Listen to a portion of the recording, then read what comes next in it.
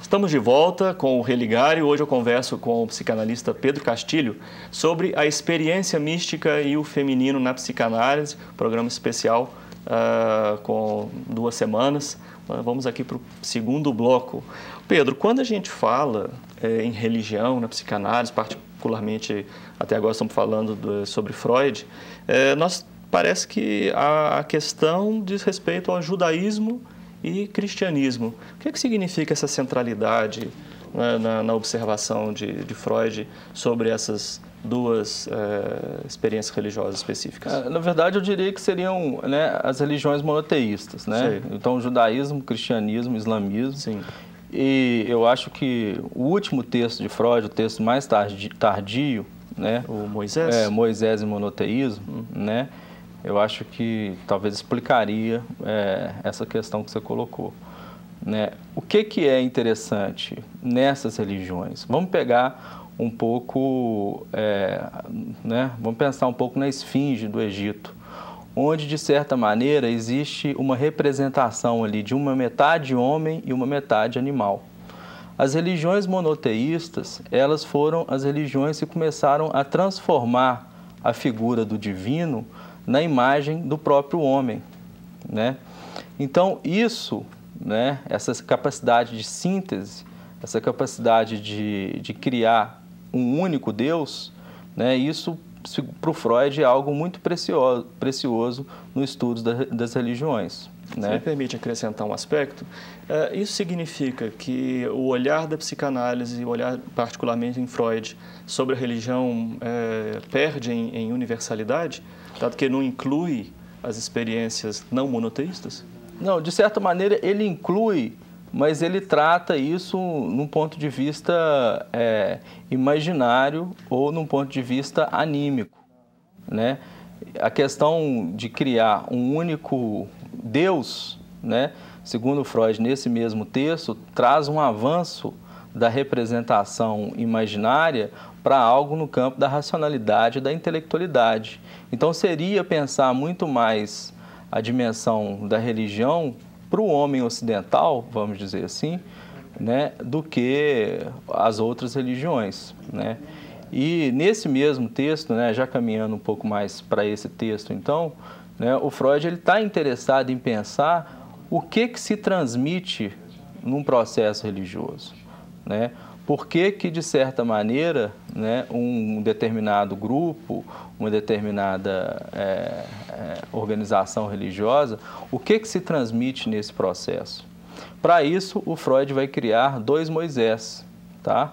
Ele vai criar um Moisés, que seria aquele Moisés que transmite algo do campo da religiosidade na própria comunicação, nas falas, nos costumes, na oralidade, nos gestos, algo ali que se dá no campo, né, verbal, vamos dizer assim.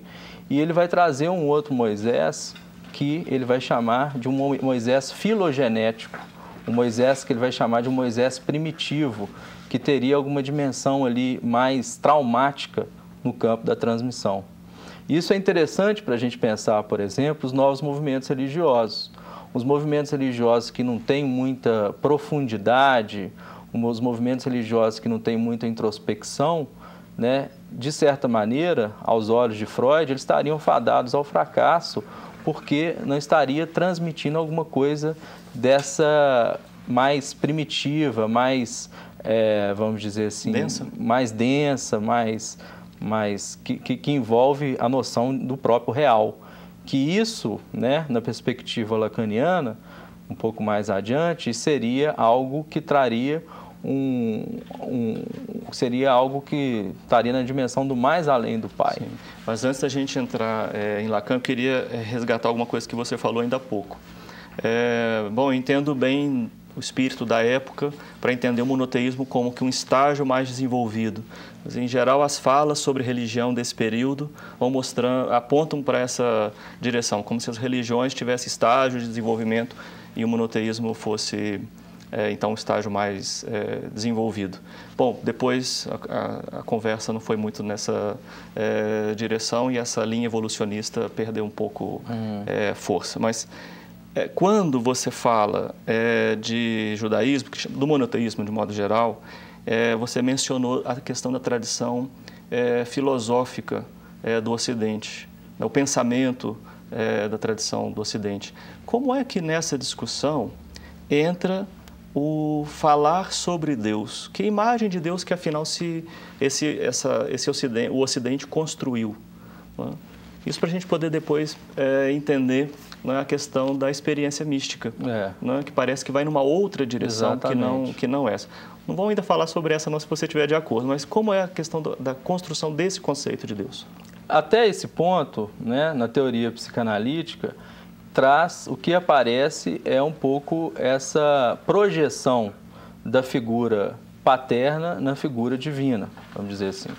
E isso, segundo Freud, pode ser percebido, né, a partir da noção de culpa, a partir da noção de pecado, a partir da noção de uma certa idealização, tá?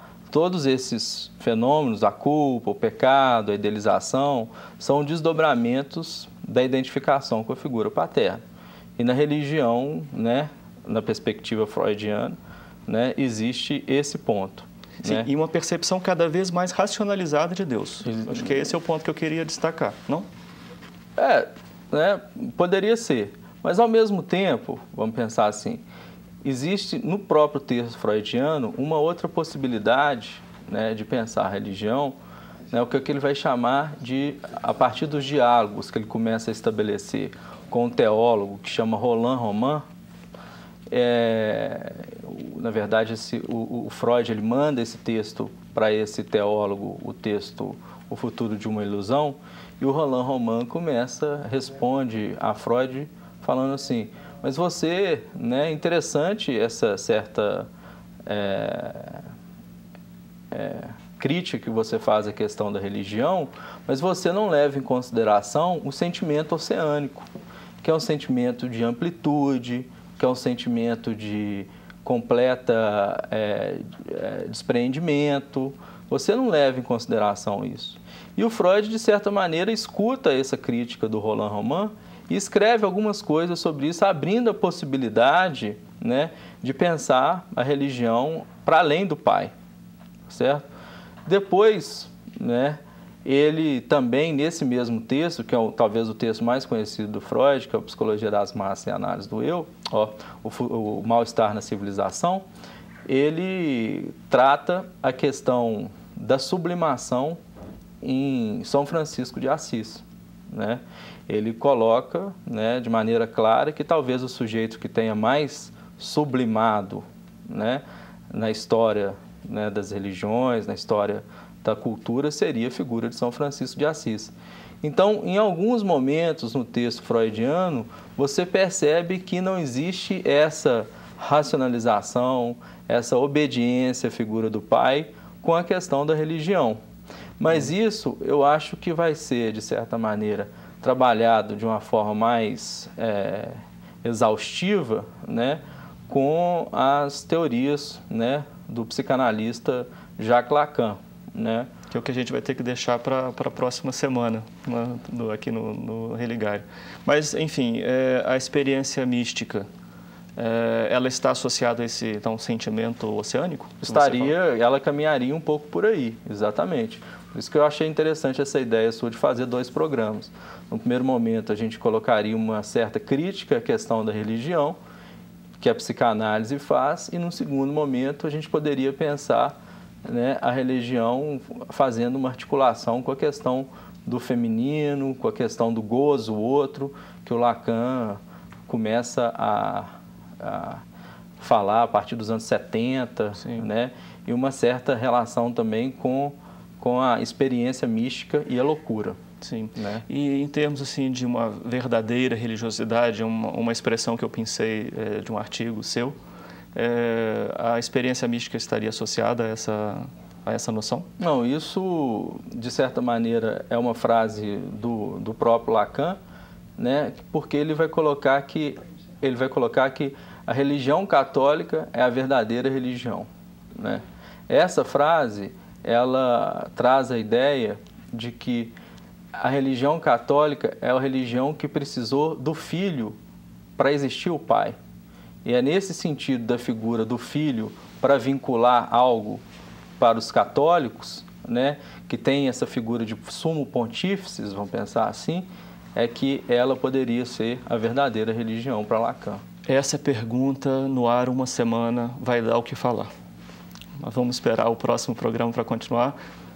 O Religário hoje fica por aqui. Ele é um projeto de extensão do programa de pós-graduação em Ciências da Religião da PUC Minas.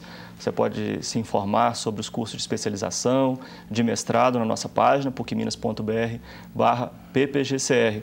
Não perca o próximo programa, que dá continuidade a essa conversa de hoje. Você pode rever também essa entrevista na nossa página, tvhorizonte.com.br.